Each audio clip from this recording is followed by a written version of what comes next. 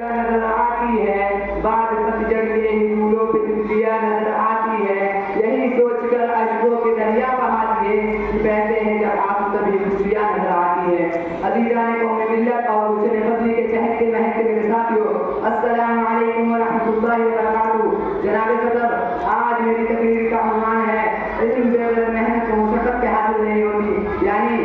جناب صدر، جب میں نے اپنے اکابرین کی زندگیوں کا مطالعہ کیا اور ان کی قربانیوں کے بارے میں پڑھا اور سنا تو یہ باتیں خود کر واضح ہو گئی۔ حصول علم اور راحت یہ دو متضاد چیزیں ہیں، جب تک راحت کا جنازہ نہ نکلے علم کی گولی کبھی گھر نہیں آ سکتی۔ جس طرح فرعون کو قتل کرنے سے پہلے کانٹوں کی آگوش میں جنم لینا پڑتا ہے، پانی کی ایک بوند برسانے سے پہلے بادلوں کو طوفان کا غبار کے اشارے پر رقص کرنا پڑتا ہے، اسی طرح ایک طالب علم کو علم کا کچھ حصہ حاصل کرنے کے لیے کچھ نہیں بلکہ سب کچھ قربان کرنا پڑتا ہے۔ انہی مناظر کو دیکھ کر شاعر غلط کر کہتا ہے، راحت جسے کہتے ہیں وہ محنت کا صلہ ہے، راحت جسے کہتے ہیں وہ محنت کا صلہ ہے، راحت قلبی موجب راحت نہیں ہوتی، ہر طلبگار کو محنت کا صلہ ملتا ہے، خود کیا چیز ہے کہ ڈھونڈنے سے خدا ملتا ہے۔ حضرت شاہ نے کلام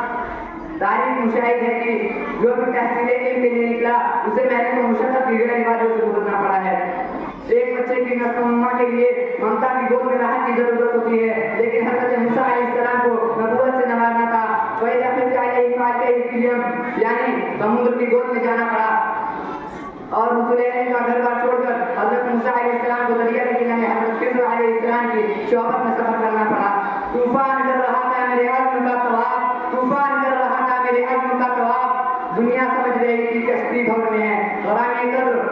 کچھ لوگ اپنی گھوڑے پہ چلنے کے لیے خوب دوڑائے اور سوال کیے کہ اگر گھر پر نبوت مل سکتی تھی تو آپ صلی اللہ تعالیٰ علیہ وسلم کو غار حرا میں کیوں جانا پڑا؟ اس لیے کہ لا یستطیع یعنی براحت الجسم، ان جسم کی راحت سے حاصل نہیں ہوتی۔ میرے ہم مطلب ساتھیوں، عقل ابھی چٹان کی طرح خاموش ہے اور ان لہروں کا شور مچاتے ہوئے یوں کہ آپ صلی اللہ تعالیٰ علیہ وسلم نے ٹائم میں پتھر کھائے اور احد میں جاگ شہید ہوئے، برف کے رخساروں کو آنسوؤں کی گرمی میں پگھلا دیا، تب جا کر عرش بری سے عرش والے نے اعلان سنا دیا،